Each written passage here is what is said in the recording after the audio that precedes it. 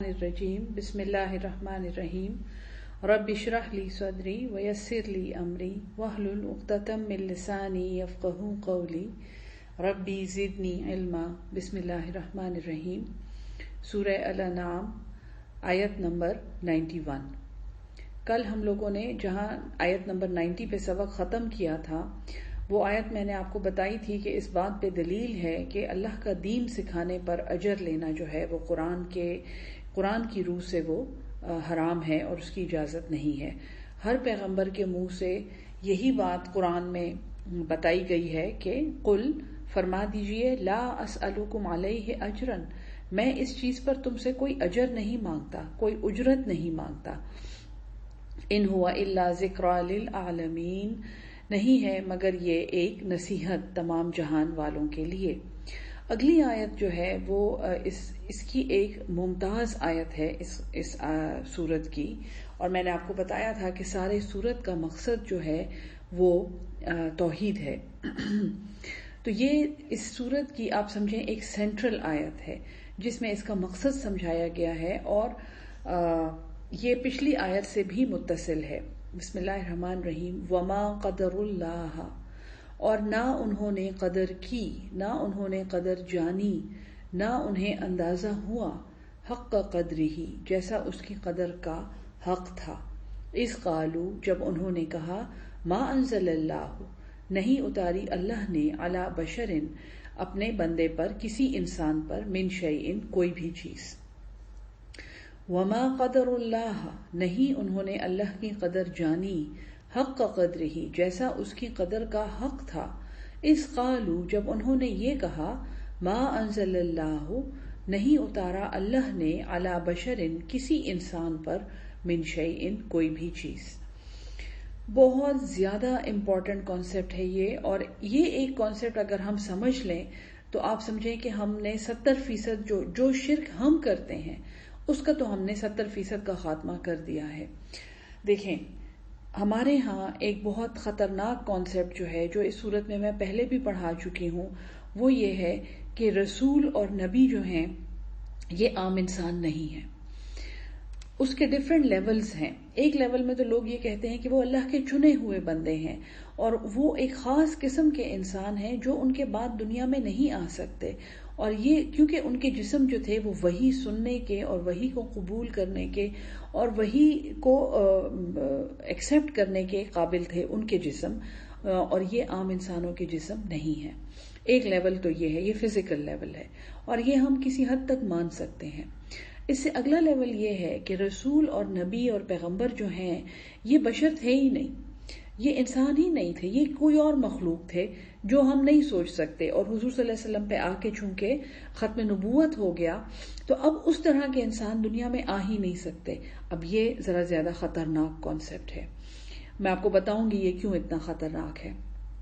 اس سے اگلا لیول جو ہے، جو الٹیمیٹ لیول ہے، اور بدقسمتی سے ہمارے معاشرے میں بکثرت پایا جاتا ہے، خاص طور پہ بر صغیر پاک و ہند میں، کہ نبی جو ہیں، نبی رسول پیغمبر جو ہیں یہ نور ہیں۔ یہ ایک ایسی مخلوق ہے جو مٹی سے بنی ہی نہیں ہے، یہ نوری مخلوق ہے، اور جیسے فرشتے نوری مخلوق ہیں، اور یہ جو ہیں اس سے ایک سٹیپ آگے بھی بڑا ایک خطرناک کانسیپٹ ہے کہ انہیں کبھی موت نہیں آتی یا انہیں علم غیب ہوتا ہے۔ تو ایک تو جب ہم نبی کی بشریت کا انکار کرتے ہیں اور ہم کہتے ہیں کہ یہ کوئی نور ہے یا یہ ملائک جیسی، فرشتوں جیسی کوئی مخلوق ہے، تو ایک تو شرک ہم وہاں کر رہے ہوتے ہیں، کیونکہ اللہ نے قرآن میں کہا ہے کہ یہ انسان ہے، کہ میں تو تم جیسا ایک انسان ہوں۔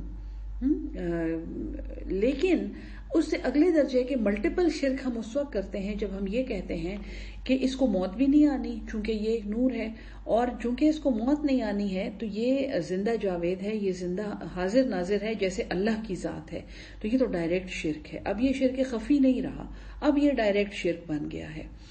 اور اس کے بعد جب ہم یہ کہتے ہیں کہ چونکہ یہ ایک انسان نہیں ہے، یہ بشر نہیں ہے، اس کو موت بھی نہیں آنی اور اس کو غیب کا علم بھی ہے، تو ہم ملٹیپل ٹائپس آف شرک میں مبتلا ہو جاتے ہیں، اور یہ شرک جو ہے یہ اللہ کی شان میں کوئی کمی اس سے نہیں آتی ہے۔ اللہ کہتا ہے اگر پوری کائنات میرے سامنے سجدے میں گر جائے تو میری شان میں ذرہ برابر اضافہ نہیں ہوگا، اور اگر یہ پوری کائنات میرے خلاف نافرمان ہو جائے تو بھی میری شان میں ذرہ برابر کمی بھی نہیں ہوگی۔ وہ آل مائٹی ہے۔ مسئلہ کیا ہے، جب ہم اس طرح کے شرک میں پڑتے ہیں تو ہمارا اپنا قبلہ گم ہو جاتا ہے، ہمیں کوئی ڈائریکشن نہیں ملتی اپنی زندگی کو آگے بڑھانے کے لیے، اور اس سے بڑی تباہی کچھ بھی نہیں ہے۔ ایک انسان کی عقل، اس کے ادراک کو، اس کی سمجھ کو، اس کے فہم کو تباہ کرنے کے لیے یہی بہت ہے کہ وہ یہ سمجھے کہ جو صفات اللہ میں ہیں ویسی صفات اس کی کسی مخلوق میں بھی ہو سکتی ہیں۔ تو اسی لیے یہ اتنی بڑی بات اللہ نے کی ہے کہ اللہ کی قدر انہوں نے نہیں جانی جیسا اس کی قدر کا حق تھا، جب انہوں نے یہ کہا کہ اللہ نے کسی بشر پر، کسی انسان پر کچھ بھی نہیں نازل کیا، یعنی یہ وحی جس پہ آ رہی ہے وہ انسان ہے ہی نہیں۔ بڑا ہی خطرناک کانسیپٹ ہے، اور اب میں آپ کو بتاتی ہوں اس کا سب سے بڑا نقصان کیا ہے کہ برصغیر پاک و ہند میں ہم جو ہیں، ہم مسلمان، ہم جذبے کے لحاظ سے اور جذباتیت کے لحاظ سے دنیا کے سب سے شدید مسلمان ہیں۔ دنیا کے اگر جذبات میں کوئی اسلام ہوتا نا، اگر جذبات یہ ڈٹرمن کرتے کہ کسی میں کتنا ایمان ہے، تو میرے خیال میں ہم سے زیادہ اسٹرانگ مسلمان اس دنیا میں ممکن ہی نہیں تھے۔ ہم یعنی کہ اللہ اور رسول کے نام پہ ہم اپنے سر کٹوانے والی قوم ہیں۔ مسئلہ کیا ہے کہ ہماری قوم کو، ہم لوگوں کو بے عمل بنانے کے لیے یہ عقیدہ ہم میں ڈالا گیا، اور یہ عقیدہ ہمیں سکھایا گیا کہ تمہارا نبی جو ہے، یا یہ نبی صلی اللہ علیہ وسلم، یہ تو بشر تھے ہی نہیں۔ جب یہ بات ہمارے نفس نے مان لی کہ وہ تو بشر تھا ہی نہیں، وہ تو ایک نور تھا، تو آپ سمجھیں، اب آپ غور کریں کہ اس نور کی سنت پر ہم کیسے عمل کریں گے۔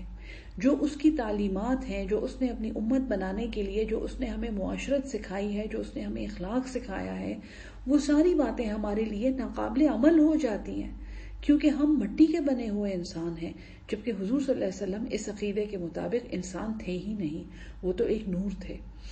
تو یہ عقیدہ جو ہے، اس نے ہم جیسی قوم کو، جو اللہ اور رسول کے نام پہ گردن کٹوانے والی امت ہے، اس امت کو مکمل طور پہ بے عمل بنا دیا ہے۔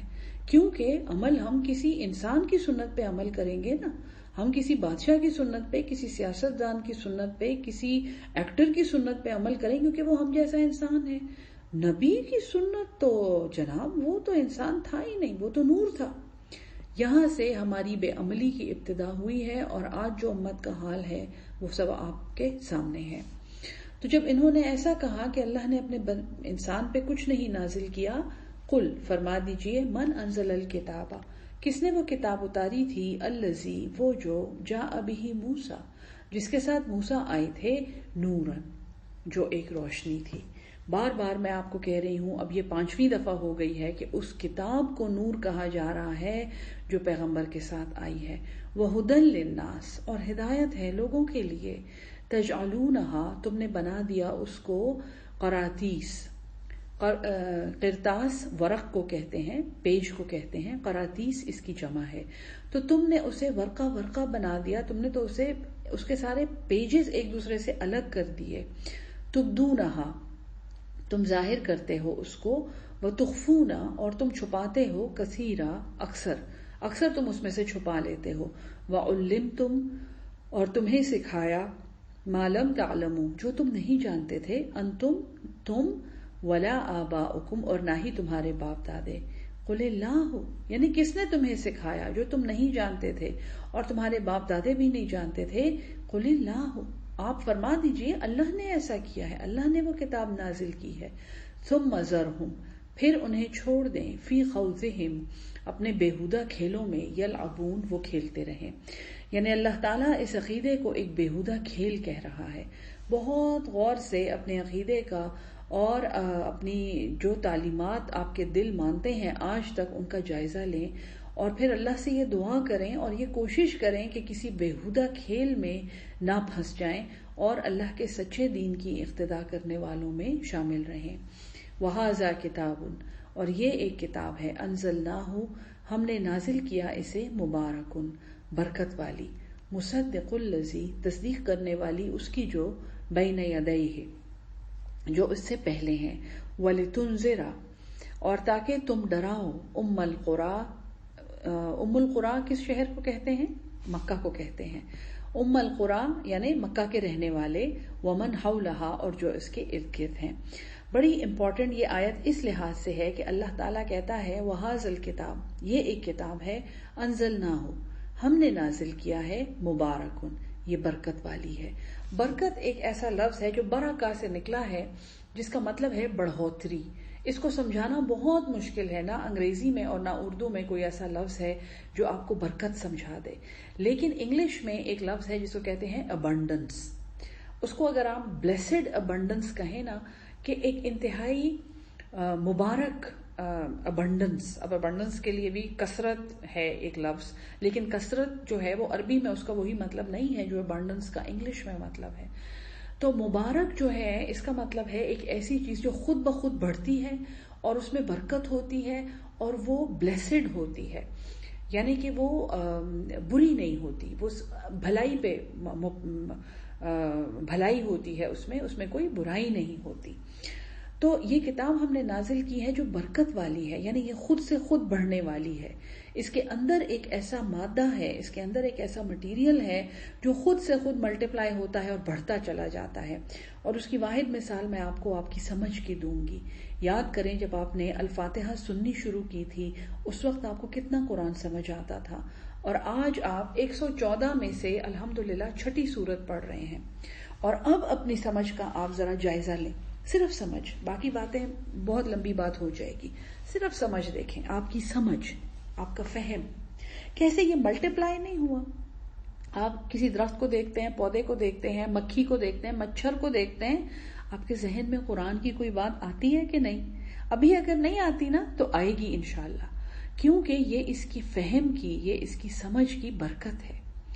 تو اللہ فرماتا ہے کہ یہ ایک کتاب ہے جس کو ہم نے نازل کیا جو برکت والی ہے، اور نہ صرف یہ برکت دینے والی ہے، مصدق الذی، یہ تصدیق کرنے والی ہے اس کی جو بین یدیہ ہے، جو اس سے پہلے ہے۔ تو یہ کتاب کے مقاصد بتائے جا رہے ہیں۔ سب سے بڑا مقصد تو اس کا ہے برکت۔ جب آپ اس کتاب کے ساتھ اٹیچ ہو جائیں گے تو آپ کی زندگی میں صرف برکت ہوگی، آپ کی باتوں میں، آپ کے رویے میں، آپ کے بچوں میں، آپ کی نعمتوں میں، ہر چیز میں ایک اندیکھی اور انچھوئی اور نہ سمجھ میں آنے والی برکت آ جائے گی۔ یہ میرا آپ سے وعدہ ہے، یہ میں آپ کے سامنے دعویٰ کر رہی ہوں کیونکہ میں یہ ایکسپیرینس کر چکی ہوں۔ پھر نہ صرف یہ برکت کرنے والی ہے، یہ ایک تصدیق ہے، سچا کرنے والی ہے۔ کیونکہ یہ اس لوح محفوظ سے جڑی ہوئی ہے جو اللہ کے پاس ہے، جس کا علم کل ہے، اور اس لوح محفوظ سے وہ وقتاً فوقتاً صحیفے اتارتا رہا ہے اپنے بندوں پر، جن میں سے ہمیں تورات اور انجیل اور زبور بھی ہمیں اچھی طرح معلوم ہے کہ وہ صحیفے آ چکے ہیں۔ وہ سب صحائف جو ہیں ان کی تصدیق اس کتاب سے ہوتی ہے، کیونکہ اس کا ان کے ساتھ کوئی تصادم نہیں ہے، بلکہ اس میں جو آیات ہیں وہ ان کتابوں میں موجود تھیں اگر ان میں تحریف نہ کر دی گئی ہوتی۔ تو یہ تصدیق یعنی اس میں علم ہے، ایک تو برکت ہے اندیکھی، سمجھ میں نہ آنے والی برکت ہے۔ دوسری چیز جو اس میں ہے وہ ایک تصدیق ہے، اس میں علم ہے۔ جب آپ اس کو سمجھ لیں گے، اور یہ میں ہر وقت اپنے اسٹوڈنٹس کو کہتی ہوں کہ دیکھیں قرآن جس کو سمجھ آ گیا نا، اس کو دنیا کا ہر علم جو ہے اس کے لیے آسان ہو جاتا ہے۔ حتیٰ کہ میں تو ڈاکٹر ہوں، میڈیکل، بیکٹیریولوجی، وائرولوجی، کوئی بھی نیورولوجی، کچھ بھی آپ میڈیکل کی کوئی بھی برانچ لے لیں وہ آسان ہو جاتی ہے، اس کی سمجھ ایک اور طرح پھر انسان کو آتی ہے۔ تو یہ تصدیق کرنے والی ہے۔ اور پھر اس کے بعد جو ہے جب ایک دفعہ کتاب کی برکت حاصل ہو جائے، ہم اس کی برکت میں شامل ہو جائیں، ہم اس کی تصدیق مان لیں، اور ہمیں یہ پتا چل جائے کہ اللہ کے دین سارے ایک ہی ہیں، جس طرح ایک ہی سورس سے ساری کتابیں آئی ہیں، تو پھر جب ہم یہ کر لیتے ہیں اور اس قدر ہم کتاب کو سمجھ لیتے ہیں، وَلِتُنذِرَ، تاکہ تم وارننگ دو، تاکہ تم تنبیہ دو، انذار دو، ام القریٰ اہل مکہ کو، کیونکہ یہ مکی صورت ہے تو حضور صلی اللہ علیہ وسلم سے خطاب ہے، تو اے محمد صلی اللہ علیہ وسلم اپنے ارد گرد رہنے والوں کو آپ یہ وارننگ دیں، اور پھر جب میں اپنے ارد گرد رہنے والوں کو یہ وارننگ سمجھا پاتی ہوں، پہنچا دیتی ہوں، تو یہ کتاب کی برکت سے پھر خود ہی پھیلتی ہے۔ ومن حولها، اور جو اس کے ارد گرد ہیں. اور یہ ہمیں پتا ہے کہ 23 سال میں، یعنی کہ جو وحی کے بعد کے 23 ایئرز ہیں، اس میں جو تبلیغ کی گئی، اور حضور صلی اللہ علیہ وسلم کی وفات کے بعد حضرت ابو بکر صدیق ہی کی خلافت میں فارس اور روم اور حتیٰ کہ یورپ کی سرحدوں تک، اور افریقہ تو تقریباً پورا اس میں انوالو تھا، اور ایشیا جو ہے وہ بھی سینٹرل ایشیا تک یہ دعوت پہنچ گئی تھی.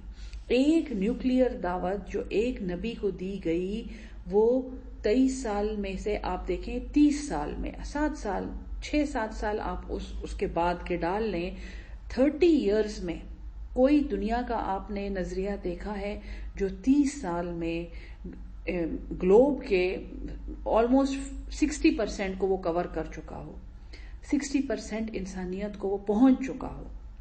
تو یہ اس کتاب کی برکت ہے. والذین، اور جو لوگ یؤمنون بالآخرۃ، ایمان رکھتے ہیں آخرت پر، یؤمنون بہ، وہ اس پر ایمان لاتے ہیں. بار بار آخرت کا جو عقیدہ ہے نا، اسے نہیں خراب کرنا. جس کا آخرت کا عقیدہ خراب ہوا، جو آخرت سے، جو اپنے اعمال کے نتیجے سے بے پرواہ ہو گیا، اس کے لیے توحید پریکٹس کرنا بہت مشکل ہو جاتا ہے. پھر وہ توحید سے پھرنا شروع ہو جاتا ہے، کیونکہ وہ اپنے اعمال کے نتائج سے بے خوف و خطر ہو جاتا ہے. پھر اسے غیرت نہیں آتی، پھر اسے شرم نہیں آتی، پھر اسے حساب کا ڈر نہیں ہوتا. اس کو پتا، وہ یہ سمجھتا ہے کہ احتساب تو ہے نہیں. اور جب اکاؤنٹیبلٹی نہیں ہے، کتنا زیادہ ہم اکاؤنٹیبلٹی بولتے ہیں نا، نیشنل اکاؤنٹیبلٹی بیورو، جب اکاؤنٹیبلٹی نہیں ہے تو کرتے پھرو جو تمہاری مرضی ہے. اور پھر جب کرتے پھرو جو مرضی ہے، وہ نفس کا غلام بن جاتا ہے، اور اس کی پھر توحید اس کے لیے بہت مشکل ہو جاتی ہے، توحید اپنے دل میں رکھنا. ٹھیک ہے. اشفاق احمد مرحوم، اللہ انہیں غریق رحمت کرے، بڑی پیاری بات انہوں نے کی تھی. چھوٹی سی ڈائگریشن میں کر رہی ہوں. انہوں نے فرمایا کہ اللہ ایک ہی ہے، اور وہ توحید سے محبت کرتا ہے. جس دل میں اللہ رہتا ہے، اس دل میں اور کچھ نہیں رہ سکتا، اور جس دل میں کچھ اور ہوتا ہے، وہاں پھر اللہ کا آنا مشکل ہو جاتا ہے. یاد رکھیں، اللہ ہم سب کے دلوں کو اپنے لیے خالص کر دے. تو جو آخرت پر ایمان رکھتے ہیں، یؤمنون بہ، وہ ایمان لاتے ہیں اس پر، اور ان کی نشانی کیا ہے؟ وَهُمْ عَلَىٰ صَلَاتِهِمْ، اور وہ اپنی نمازوں پر یحافظون، محافظ ہیں، نمازوں کی وہ حفاظت کرتے ہیں. بہت دیر لگا کہ میں نے یہ 2 آیات آپ کو پڑھائی ہیں، لیکن یہ بہت اہم آیات ہیں. وَمَنْ أَظْلَمُ، اور کون بڑا ظالم ہے، مِمَّنِ افْتَرَىٰ عَلَى اللَّهِ كَذِبًا، اس سے جس نے افطرا کیا، جھوٹ باندھا، علی اللہ، اللہ پر، کذبا، جھوٹ، او قالا، یا اس نے یہ کہا، اوحی الیہ، وحی کی گئی ہے میری طرف، ولم یوحى الیہ، اور اس کی طرف وحی نہیں کی گئی تھی، شیء، کچھ بھی. ومن قالا، اور جو یہ کہے، سأنزل، ان قریب میں بھی اتارتا ہوں، مثل ما انزل اللہ، ویسا ہی جیسا اللہ نے نازل کیا. تو یہ تو قرآن ابھی نازل ہو رہا ہے، اور حضور صلی اللہ علیہ وسلم کی زندگی میں بھی نبوت کے دعوے کرنے والے موجود تھے. پھر حضور صلی اللہ علیہ وسلم کی وفات کے بعد جو ہے سجا کے ساتھ لڑائی ہوئی ہے. ایک کرسچن عورت تھی جس نے نبوت کا دعویٰ کیا تھا. مسیلمہ کذاب کے ساتھ خالد بن ولید نے جنگ لڑی ہے، اور بہت بڑی جنگ تھی وہ، اور اس کے قبیلے کا اور اس کا پھر خاتمہ کیا گیا ہے، اور وہ اس نے بھی نبوت کا دعویٰ کیا تھا. اور ایسے لوگ بھی تھے جو یہ کہتے تھے کہ یہ محمد صلی اللہ علیہ وسلم کے پاس جو کلام ہے، ایسا کلام ہم بنا سکتے ہیں. یہ اور بات کہ وہ نہیں بنا سکتے تھے، اور ان کو پھر ان کی انسلٹ ہوتی تھی اور مذاق اڑائے جاتے تھے، لیکن یہ دعوے جو ہیں یہ ہوتے رہے ہیں، اور یہ قیامت تک ہوتے رہیں گے. وَلَوْ تَرَىٰ، اور اگر تو دیکھے، اِذِ الظَّالِمُونَ، جب ظالم، فی غمرات الموت، موت کی سختیوں میں ہو. غمرہ جو ہے یہ سختی کو کہتے ہیں، دباؤ کو کہتے ہیں. تو جب یہ ظالم غمرات الموت میں ہوں گے، والملائکۃ، اور وہ فرشتے، باسطو، پھیلائے ہوئے ہوں گے. بسیط کا مطلب پھیلا ہوا ہونا، باسطو، پھیلائے ہوئے ہوں گے، ایدیہم، اپنے ہاتھ، اخرجو انفسکم، نکالو اپنی جانیں. یہ ان کے خاتمے کا بیان ہے، جب ایسے لوگ جو نبوت کے دعوے کرتے ہیں اور یہ کہتے ہیں کہ ہم بھی ایسا قرآن بنا سکتے ہیں، ان ادر ورڈز وہ شرک کرتے ہیں. تو ان کی جب موت آئے گی اور فرشتے ان کی طرف اپنے ہاتھ بڑھائیں گے اور کہیں گے، اخرجو انفسکم، نکالو اپنی جانیں، الیوم آج کے دن تجزونا تمہیں بدلہ دیا جائے گا عذاب الہون ذلت کے عذاب کا. ہون جو ہے جیسے ہم اردو میں یا پشتو میں ایک لفظ بولتے ہیں مہین, بڑا ہی مہین ہوا سے اڑ جانے والا, تو اور پشتو میں ہی ایک لفظ ہے سپک, اور اردو میں جس کو ہم ہلکا کہتے ہیں, یعنی بڑے ہلکے ہیں, یعنی ان میں کوئی وقار نہیں ہے, بڑے ہی چیپ ہیں, وہ بڑے ہی گھٹیا ہیں. تو ہون جو ہے یہ ذلت کو کہتے ہیں عربی میں. عذاب الہون تمہیں آج ذلت کا عذاب دیا جائے گا, بما کنتم بسبب اس کے, تقولون تم کہتے تھے, علی اللہ اللہ پر, غیر الحق ناحق, وکنتم اور تم تھے, عن آیاتہ اس کی آیات سے, تستکبرون تکبر کرتے تھے. وَلَقَدْ جِئْتُمُونَا اور تحقیق, جئتمونا تم آ گئے ہمارے پاس, فرادا اکیلے اکیلے. دیکھیں یاد رکھیں اللہ سے جو ملاقات ہونی ہے نا وہ اکیلے اکیلے ہے. اللہ یہاں وہی ملاقات یاد دلا رہا ہے, اس دن تم آؤ گے اکیلے اکیلے. کما خلقناکم جیسا ہم نے تمہیں پیدا کیا تھا, اول مرتن پہلی بار, وترکتم اور تم ترک کر آئے ہو, تم چھوڑ آئے ہو, ما خولناکم وہ جو ہم نے تمہیں دیا تھا, وراء پیچھے, ظہورکم تمہاری پیٹھوں کے. یہ دنیا میں جو تم نے جو کچھ جمع کیا تھا, واللہ عالم کیا کیا, ہم اپنے ارد گرد میں اگر دیکھوں اپنے کمرے کو, کیا فرنیچر ہے اور کیا سامان ہے اور کیا کتابیں ہیں اور کیا مال حال ہے اور کیا زیور ہے اور کیا پرفیومز ہیں اور کیا بیگز ہیں اور کیا جوتے ہیں, اور واللہ عالم کیا کچھ اس کمرے میں جمع ہے. میرے خیال میں ایک خاندان کا 1 سال کا راشن پاکستان کا اس کمرے میں جمع ہے اس وقت جہاں میں بیٹھی ہوئی ہوں, اللہ معاف کرے. تو یہ سب کچھ اپنی پیٹھوں کے پیچھے پھینک کر ہم نے جانا ہے اور اللہ سے اکیلے ملنا ہے. کیا تیاری کی ہے ہم نے. وما نرا اور نہیں ہم دیکھتے, معکم تمہارے ساتھ, شفعاءکم تمہارے وہ سفارشی, الذین وہ جو, زعمتم جن کے بارے میں تم بڑے گمان کرتے تھے, بڑے زعم رکھتے تھے, انہم یہ کہ وہ, فیکم تم میں, شرکاء ساتھی ہیں, تمہارے شریک ہیں. یہ کہ تم انہیں اپنا شریک سمجھتے تھے کہ یہ جو سفارشی ہیں, یہ جن کے ہاتھوں پہ تم نے بیعتیں کی ہیں اور جن کے آستانوں پہ تم جا کے ماتھے لگاتے ہو اور جن کے مقبروں پہ تم دیگیں پکاتے ہو, ان کے نام لے لے کر ذبح کرتے ہو جانور, وہ سفارشی کہاں ہیں. لقد تقطع تحقیق کٹ گیا, بینکم تمہارے درمیان, وضل عنکم اور گم گئے تم سے, ما کنتم تزعمون جو تم دعوے کرتے تھے.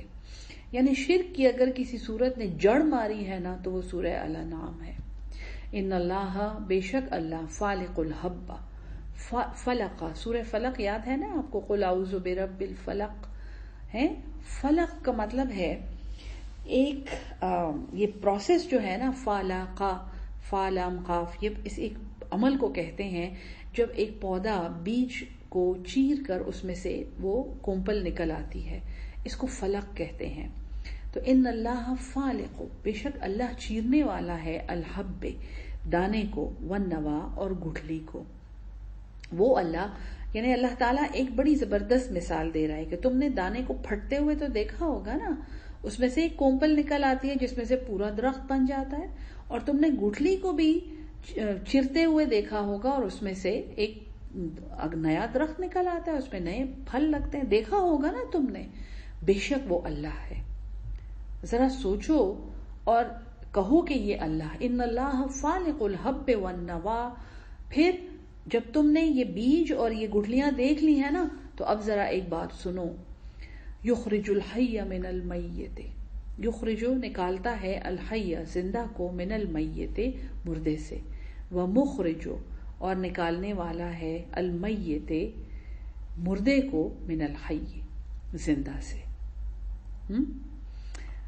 نکالتا ہے, یخرجو زندہ کو مردہ سے. جیسے اللہ نے ابھی بتایا کہ دیکھو مردہ دانا پڑا ہوا ہے اور اس میں سے پودا نکل آیا, اور تم نے آم کھا کے گٹھلی پھینکی اور اگلے وہ ایک ہفتے کے بعد کیاری میں آم کا پودا لگا ہوا ہے. خود دیکھا ہے نا تم نے, یہ اللہ ہے یہ سب کچھ کرنے والا. تو پھر دیکھو, یخرج الحی من المیت, وہ زندہ کو مردے سے نکالتا ہے. جیسے تم نے مردہ گٹھلی اور بیج کو دیکھا، وہ مخرج، اور وہ نکالنے والا ہے، وہی نکالنے والا ہے المیت من الحی، مردہ کو زندہ میں سے.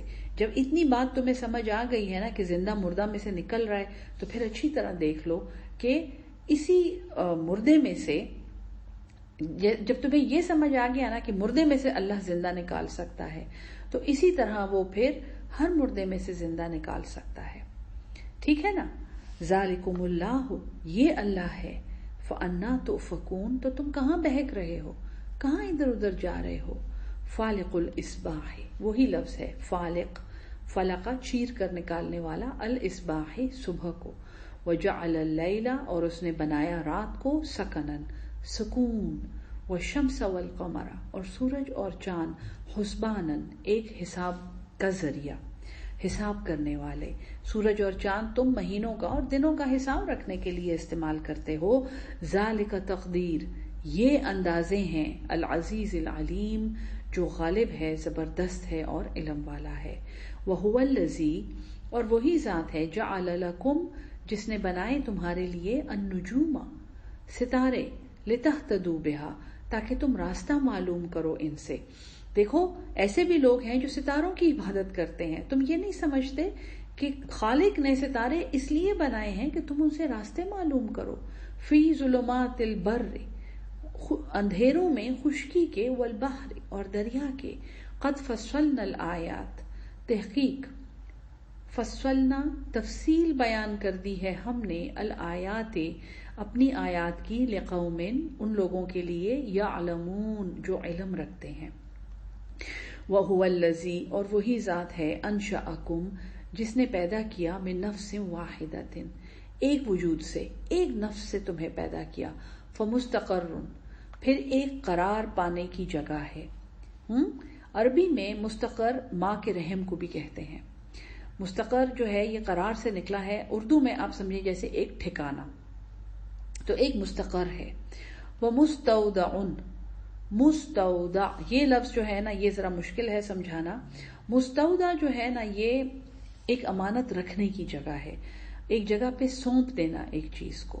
ٹھیک ہے، اس کی روٹ میں چیک کر کے آپ کو بھیجوں گی. آئی ایم سوری، اس وقت مجھے اس کی روٹ یاد نہیں ہے. مستقر کی تو قرہ ہے، قاف را را، قرار جس سے نکلا ہے. ٹھیک ہے، لیکن مستودع کی روٹ مجھے اس وقت یاد نہیں ہے، وہ میں آپ کو انشاءاللہ ضرور چیک کر کے بھیجوں گی. لیکن یہ ہے کہ هو الذی انشأکم، جس نے تمہیں ایک جان سے پیدا کیا، ایک خلیے سے تم پیدا ہوتے ہو، پھر تمہیں ایک مستقر دیا، ایک ٹھکانے میں تمہیں ڈال دیا. اب وہ ٹھکانہ ماں کا رحم بھی ہو سکتا ہے، وہ یہ دنیا بھی ہو سکتی ہے. اس دنیا مستقر، یہ ایک ٹھہرنے کی جگہ ہے. وہ متاع الی حین، اور فائدہ ہے ایک مدت تک. اللہ نے قرآن میں بار بار ہماری دنیاوی زندگی کو کہا ہے. یہاں پہ اللہ کہتا ہے کہ وہی ہے جس نے تمہیں تمہاری نشو و نما کی. انشأکم من نفس واحدہ، ایک نفس سے، اور پھر تمہیں ایک ٹھکانہ دیا، اور پھر ایک مستودع. یہ مستودع جو ہے نا سونپے جانے کی جگہ، تو تفاسیر میں یہ ہے کہ یہ قبر ہے، کہ ایک جگہ پہ تمہیں ایک ٹھکانہ دیا، تم نے قرار پکڑا، تم ڈیولپ ہوئے، تم کچھ بنے وہاں پہ، اور اس کے بعد ایک جگہ پہ تم سونپ دیے گئے، تم ایک جگہ پہ امانت رکھ دیے گئے. ٹھیک ہے، امانت رکھنا کا مطلب اس لیے اہم ہے کہ ہم اس دنیا میں ایک امانت ہیں. یہ زندگی جو ہمیں دی گئی ہے یہ اللہ کی طرف سے ایک امانت ہے. ہمارے ہاتھ، پیر، آنکھیں، دماغ، پورا جسم، ہماری سوچ، ہمارے اعمال، یہ سب کچھ امانت ہے. اور ہر چیز کا اس امانت کو ہم نے دیانت کے ساتھ اپنی جگہ پہنچانا ہے اور اس کا حساب دینا ہے. تو وہ امانت کی جگہ جو ہے یہ قبر ہے. قد فصلنا الآیات، تحقیق ہم نے کھول کر بیان کر دی ہیں اپنی آیات، لقوم یفقہون، ان لوگوں کے لیے جو سمجھ رکھتے ہیں. پہلے آیا تھا لقوم یعلمون، اس کے بعد آیا ہے لقوم یفقہون. ٹھیک ہے، تو لقوم یعلمون، پہلے تو ستارے بنائے تھے کہ تم ان سے راستہ معلوم کرو، اور پھر تمہارے لیے ہم نے اپنی آیاتیں کھول کے بیان کر دی ہیں. پھر اگلا ہے کہ تمہیں ایک جان سے پیدا کیا، پھر ایک ٹھکانہ ہے تمہارا مستقر ہے اور ایک امانت رکھنے کی جگہ ہے. یہ جو ہے یہ سادہ علم سے ذرا زیادہ تفصیل کی باتیں ہیں. آپ کو اندازہ ہو گیا ہوگا جب میں آپ کو مستقر اور مستودع سمجھا رہی تھی، تو یہ اس قوم کے لیے ہے جو سمجھ رکھتے ہیں، جو صرف نالج نہیں رکھتے، علم نہیں رکھتے، وہ ایکچولی فقہ رکھتے ہیں. نالج کے بعد وہ انڈرسٹینڈنگ رکھتے ہیں. ٹھیک ہے، فقہ جو ہے نا یہ انڈرسٹینڈنگ کو کہتے ہیں. تو ایک بات سن لینا ہی کافی نہیں ہے بلکہ اس کو سمجھ لینا بہت ضروری ہے. پھر آگے دیکھیں، وَهُوَ الَّذِي، اور وہی ذات ہے، أَنزَلَ مِنَ السَّمَاءِ مَاءً، اس نے آسمان سے پانی اتارا، فَأَخْرَجْنَا، پھر ہم نے نکالا، بِهِ نَبَاتًا، اس میں سے نباتات، اگنے والی چیزیں، كُلِّ شَيْءٍ، ہر چیز، فَأَخْرَجْنَا مِنْهُ، پھر ہم نے نکالا اس میں سے، خضرن، ہری رنگ کی ہریالی، سبزی، نخرج منہ، ہم نکالتے ہیں اس میں سے، حبن، دانے، حبہ دانے کو کہتے ہیں، متراکبن، ایک کے اوپر ایک چڑھا ہوا، یعنی جیسے گندم ہے ایسے دانے ہوتے ہیں نا، ایک دوسرے کے ایک سلسلہ چل رہا ہوتا ہے. وہ من النخل، اور کھجور کا، من طلعها، ایک گابھا، جیسے کھجور ہیں، کیلے ہیں، ایک خوشے کی شکل میں، ایک پورے بنچ کی شکل میں وہ پیدا ہوتے ہیں نا. قنوان، خوشے ہیں، دانیتن، جو جھکے ہوئے ہیں. وہ جنات، اور باغ ہیں، من اعناب، بڑی خوبصورت یہ نشانیاں اللہ بتا رہا ہے. اور جنات من اعناب، اور باغات ہیں انگور کے، والزیتون، اور زیتون کے، والرمان، اور انار کے، مشتبہن، جو ملتے جلتے ہیں، وغیر متشابہن، غیر متشابہ، اور جو آپس میں نہیں ملتے جلتے، جیسے کھجور اور انار بالکل نہیں ملتے، زیتون اور کھجور کچھ نہ کچھ ملتے ہیں لیکن پھر بھی کافی ڈیفرنٹ ہیں. تو انگور اور زیتون بالکل الگ الگ ہیں. تو کچھ ملتے جلتے ہیں، جیسے میں نے آپ کو بتایا تھا، جیسے باٹنی میں فائلہ ہیں، ایک جیسے پودے ہیں، اور پھر ایسے بھی ہیں جو نہیں ملتے. انظروا، دیکھو تو، الی ثمرہ، اس کے پھل کو، اذا اثمر، جب وہ پھلتا ہے، جب وہ پھل لاتا ہے، وینعہ، اور اس کے پکنے کو. یعنی ایک دعوت دی ہے اللہ نے. پہلے تو جس کے پاس علم ہے اس کو ایک مثال دی اللہ نے کہ دیکھو اگر تمہارے پاس علم ہے تو اللہ کی یہ آیت تم سمجھ جاؤ گے. پھر صرف علم نہیں ہے، سمجھ ہے کسی کی، وہ ہر چیز کو پروسیس کرتا ہے، اس کو اللہ نے ایک مثال دی اور کہا کہ دیکھو ایک جان سے پیدا کر کے ایک جگہ پہ قرار دیا ہے اور ایک جگہ پہ امانت رکھنا ہے، اور اس کا یہ مطلب ہے، اور یہ نشانیاں ان کے لیے ہیں جو فقہ رکھتے ہیں، جو سمجھ رکھتے ہیں. اب دیکھیں یہاں پہ اللہ کیا کہہ رہا ہے. اتنی خوبصورت نشانیاں دے کے اور ایک پورا پروسیس سمجھا کے کہ باغ ہیں، آسمان سے پانی آتا ہے، اس سے نباتات اگتے ہیں، اس میں مختلف قسمیں ہیں، کسی میں دانے ہیں، کسی میں پھول ہیں، کسی میں پھل ہیں، اور وہ پھل بھی آپس میں اتنے مختلف ہیں. دیکھو، انظروا، دیکھو تو، الی ثمرہ، اس کے پھل کو، اذا اثمر، جب وہ پھلتا ہے، وینعہ، اور اس کے پکنے کو. ان فی ذالکم، بے شک اس میں، لآیات، البتہ نشانیاں ہیں، لقوم یؤمنون، اس قوم کے لیے، ان لوگوں کے لیے جو ایمان رکھتے ہیں. یعنی کہ پہلے علم ہے، سب سے پہلے علم حاصل کرنا ہے، چاہے کافر ہو، چاہے جو بھی ہے، مسلمان ہے، غیر مسلم ہے، ملحد ہے، ایتھیسٹ ہے، علم اس نے حاصل کر لیا.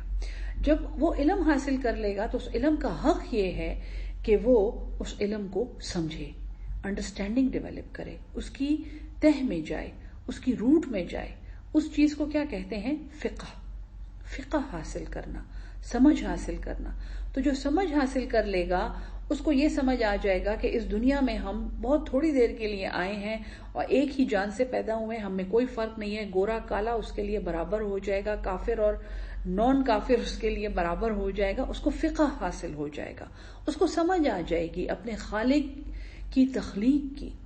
اور جب ایک دفعہ اس کا فقہ مکمل ہوگا تو پھر اللہ کیا کہتا ہے کہ ان میں نشانیاں ہیں اس قوم کے لیے جو ایمان رکھتے ہیں.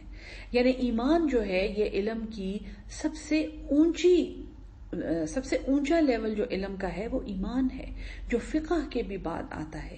ذرا سوچیں ہم اپنے ایمان کو، ہمارے جو ایمان ہے، جو ہم منہ سے کلمہ پڑھ کے سمجھتے ہیں کہ اب جنت ہمارے اوپر واجب ہو گئی ہے، اس ایمان کو دیکھیں اور دیکھیں اللہ قرآن میں کس چیز کو ایمان کہہ رہا ہے، جس کو اللہ کی ساری نشانیاں سمجھ آتی ہیں، جس کا دل اللہ کی تخلیق کے لیے اور اللہ کی قدرت کے لیے جھکا ہوا ہے۔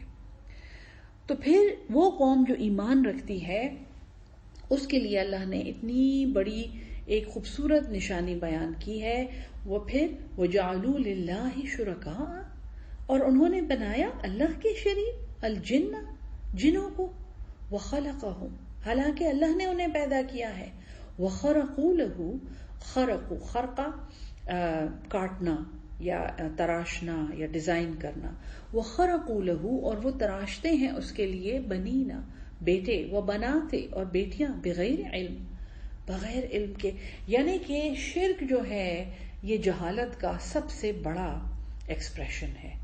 جب کوئی شرک کرتا ہے، اور میں نے آپ کو سمجھایا ہے شرک خفی، پلیز اگر ابھی تک وہ لیکچر نہیں سنے تو سن لیں، یا نہیں سمجھ آئی ہے تو دوبارہ سے سن لیں، پھر بھی نہیں سمجھ آ رہی تو سوال لکھ کے بھیج دیں، میں سمجھا دوں گی۔ شرک سمجھنا اتنا ضروری ہے۔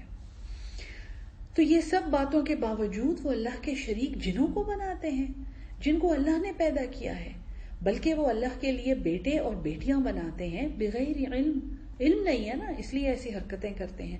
سبحانہ، وہ پاک ہے، وتعالی، اور وہ بلند ہے، عما یصفون، اس سے جو وہ بیان کرتے ہیں۔ بدیع السماوات والارض، بدع، وہ یاد ہے سورہ البقرہ میں ہم نے پڑھا تھا انی جاعل فی الارض خلیفہ، میں زمین میں ایک خلیفہ مقرر کرنے والا ہوں، تو تب میں نے آپ کو 3 درجے تخلیق کے پڑھائے تھے، بدع، با، دال، عین، ایک چیز کچھ بھی نہیں ہے، کچھ نہیں معلوم، کوئی اجزائے ترکیبی نہیں ہے، اور اسے یوں کر کے پیدا کر دینا، جیسے زمین کو پیدا کیا ہے، بدع، ٹھیک ہے، کچھ نہیں پتا، ریسیپی بھی نہیں پتا۔ اگلا ہے خلقہ، تخلیق کرنا، ریسیپی معلوم ہے، انگریڈینٹس معلوم ہے، اور پھر ایک چیز بنا دینا۔ اس کے بعد ہے جعلا، ایک چیز کو اٹھا کے اس کی ٹھیک جگہ پہ رکھ دینا۔ تو تخلیق کے 3 درجے ہیں، بدع جو صرف اللہ کے لیے ہے، اسی لیے بدعت کو بدعت کہتے ہیں، کیونکہ کچھ نہیں پتا کہ وہ بات کہاں سے آئی ہے۔ بدع، بدیع اللہ کا نام ہے۔ پھر ہے خالق یا خلیق، جو ہے خلقہ، یعنی معلوم اجزاء سے ایک چیز کو بنانے والا، اور انسان بھی تخلیق کرتا ہے، پینٹنگ کرتا ہے، کھانا پکاتا ہے، سب تخلیق ہے۔ اور پھر ہے جعلا، ایک ٹھیک جگہ پہ مقرر کر دینا، ٹھیک جگہ پہ اٹھا کے رکھ دینا۔ بدیع السماوات والارض، یعنی وہ پیدا کرنے والا ہے ایک نئے طریقے سے، بغیر کسی نمونے کے، بغیر اجزائے ترکیبی کے، آسمانوں اور زمین کو بنانے والا ہے۔ انا یکون، کیسے ہو سکتا ہے، لہو ولد، اس کے لیے ایک بیٹا۔ یہ جو آیت ہے نا، یہ مجھے پڑھ کے میں کہتی ہوں مجھے اللہ پہ اتنا پیار آتا ہے، یا اللہ تیری کیا شان ہے، اور تو کس لیول پہ آ کے ہمیں سمجھا رہا ہے اپنے اس نادان اور دیوانے انسان کو۔ انا یکون لہ ولد، کیسے ہوگا اس کا بیٹا، ولم تکن لہ صاحبۃ، جبکہ اس کی تو بیوی بھی نہیں ہے۔ اتنا پیار مجھے اللہ پہ آتا ہے نا، مجھے سمجھ نہیں آتی میں اللہ کو کیسے کہوں کہ یا اللہ ہماری یہ محنت قبول کر لے اور ہم سے اپنا کام لے لے۔ وَخَلَقَ، اور اس نے پیدا کیا، كُلَّ شَيْءٍ، ہر چیز کو، وَهُوَ بِكُلِّ شَيْءٍ عَلِيمٌ، اور وہ ہر چیز کا علم رکھنے والا ہے۔ ذَلِكُمُ اللَّهُ رَبُّكُمْ، یہی اللہ ہے تمہارا رب، لا الہ الا ہوا، نہیں ہے کوئی معبود اس کے سوا، خالق، وہ پیدا کرنے والا ہے، کل شیء، ہر چیز کا، فاعبدوہ، بس اس کی عبادت کرو۔ قرآن میں انسان کی تخلیق کا کیا مقصد ہے؟ وما خلقت الجن والانس الا لیعبدون، اور نہیں ہم نے پیدا کیے یہ جن و انس مگر یہ کہ وہ ہماری عبادت کریں۔ خالق کل شیء، وہ ہر چیز کو پیدا کرنے والا ہے، فاعبدوہ، تو اس کی عبادت کرو، وہو علی کل شیء وکیل، اور وہ ہر چیز کا نگہبان ہے۔ لا تدرکہ الابصار، نہیں اس کا ادراک کر سکتی آنکھیں، وہو یدرک الابصار، اور وہ پا جاتا ہے آنکھوں کو، وہ آنکھوں کے راز جانتا ہے، وہو اللطیف الخبیر، اور وہ بھید جاننے والا بڑا باخبر ہے۔ قد جاءکم بصائر، تحقیق تمہارے پاس بصائر کھلی نشانیاں، آنکھوں سے نظر آنے والی نشانیاں، من ربکم تمہارے رب کی طرف سے، فمن ابصر پس جس نے دیکھ لیا، فلنفسہ تو اپنے ہی لیے، اپنے فائدے کے لیے، ومن عمی اور جو اندھا بنا رہا، اندھا رہا، فعلیہا تو اس عمل کا وبال اس کی جان پر ہے، یہ بوجھ اس پر ہے۔ جس نے دیکھ لیا فلنفسہ اس کی جان کو فائدہ ہوگا، ومن عمی اور جو اندھا بنا رہا، فعلیہا تو وبال اس کی جان پر ہے، وما انا اور نہیں ہوں میں علیکم بحفیظ تم پر کوئی نگہبان۔ یعنی جو قرآن پڑھا رہا ہے، جو وحی پہنچا رہا ہے، نبی صلی اللہ علیہ وسلم قرآن کے پڑھانے والے، ان کو اللہ کہہ رہا ہے کہ دیکھو جس نے دیکھ لیا اس کے اپنے واسطے ہے، اور جو اندھا بنا رہا اس کا وبال اس کی جان پر ہے، ہاں تم ان پر کوئی نگہبان نہیں ہو۔ وَكَذَلِكَ اور اسی طرح نُصَرِّفُ الْآيَاتِ ہم پھیر پھیر کر بیان کرتے ہیں آیات، وَلِيَقُولُوا تاکہ وہ کہیں درستہ تو نے پڑھا ہے، وَلِنُبَيِّنَهُ اور تاکہ ہم واضح کر دیں، لِقَوْمٍ يَعْلَمُونَ جاننے والوں کے لیے، تاکہ وہ کہیں کہ تو نے کسی سے پڑھا ہے۔ درستہ یہ درس سے نکلا ہے، تو ہم آیات کو کھول کھول کر اور پھیر پھیر کر بیان کرتے ہیں کہ سننے والوں کو پتہ چل جائے کہ تم نے سیکھا ہوا ہے، اور تاکہ ہم واضح کر دیں جاننے والوں کے لیے، علم والوں کے لیے، اتبع ما اوحی اتبع تم پیروی کرو، ما اوحی جو وہی آئے، الیکا تمہاری طرف، من ربکا تمہارے رب کی طرف سے، لا الہ الا ہوا نہیں ہے کوئی معبود اس کے سوا، وَأَعْرِضْ اور منہ پھیر لو، عن المشرکین مشرکوں سے، وَلَوْ شَاءَ اللَّهُ اور اگر اللہ چاہتا، ما اشرکو وہ شرک نہ کرتے، وَمَا جَعَلْنَاكَ اور نہیں بنایا ہم نے تمہیں، علیہم ان پر، حفیظا نگہبان، وَمَا أَنْتَ اور نہ ہی تم، علیہم ان پر، بے وکیل کوئی وکیل ہو، کارساز ہو یا داروغہ ہو۔ وَلَا تَسُبُّ الَّذِينَ بہت امپورٹنٹ آیت ہے، وَلَا تَسُبُّ الَّذِينَ اور تم گالی نہ دو ان لوگوں کو، یدعون نہ تم گالی دو، الَّذِينَ ان کو، یدعون پکارتے ہیں وہ، من دون اللہ اللہ کے سوا، یعنی تم ان کے الہوں کو، ان کے خدائیوں کو، ان کے دیوی دیوتاؤں کو گالی نہ دو۔ فَيَسُبُّ پس وہ گالی دیں گے، گستاخی کریں گے، اللہ کے بارے میں، عدوم گستاخی سے، زیادتی کرتے ہوئے، بغیر علم بغیر سوچے سمجھے۔ تو مسلمانوں کو دیکھیں، مجھے نام لینے کی ضرورت نہیں ہے، بڑے ہی زبردست ہم اپنے ہیں معاشرے میں ایسے کرداروں کو جانتے ہیں جو منہ کھولتے ہیں تو اس میں سے گالی نکلتی ہے، اور لوگ ان کی بڑی عزت کرتے ہیں اور ان کو بڑا عالم سمجھتے ہیں بدقسمتی سے، اور جو دوسری قوموں کو گالیاں دیتے ہیں۔ اللہ یہاں کیا کہتا ہے؟ انہیں گالی نہ دو، بری زبان ان کے سامنے نہ استعمال کرو، ورنہ یہ اللہ کو برا کہیں گے گستاخی سے، کیونکہ یہ بے علم ہے، نادان ہے۔ کذالک زینا اسی طرح سجا کے ہم نے بھلا کیا، لکل امت ہر امت کے لیے، عملہم ان کا عمل۔ ایک امت جب ایک عمل میں ڈوب جاتی ہے اور ایک راستے پہ لگ جاتی ہے تو ان کو ان کا عمل خوبصورت کر کے دکھایا جاتا ہے۔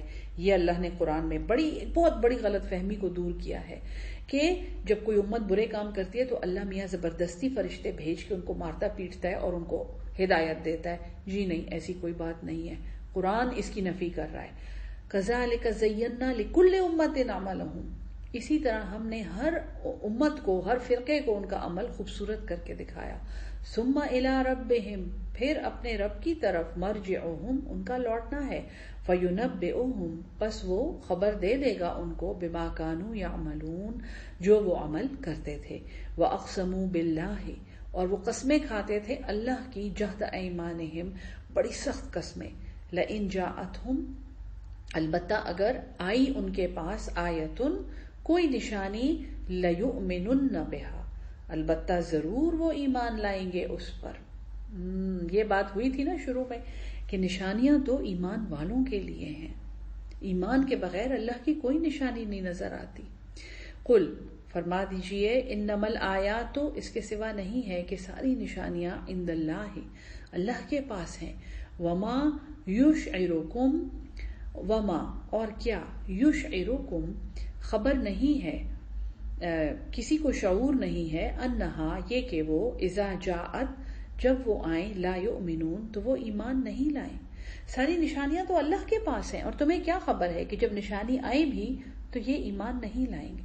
وَنُقَلِّبُ اور ہم الٹ دیں گے، أَفْئِدَتَهُمْ ان کے سینے، ان کے دل، وہ ہدایت لینے کے قابل نہیں رہیں گے، وَأَبْصَارَهُمْ اور ان کی آنکھیں، كَمَا لَمْ يُؤْمِنُوا جیسے وہ ایمان نہیں لائے تھے، بِهِ اس پر، اول مرتن پہلی بار بھی، وَنَذَرُهُمْ اور ہم چھوڑ دیں گے انہیں، فِي طُغْيَانِهِمْ ان کی سرکشی میں، یعمہون یہ اندھے ہو رہے ہیں۔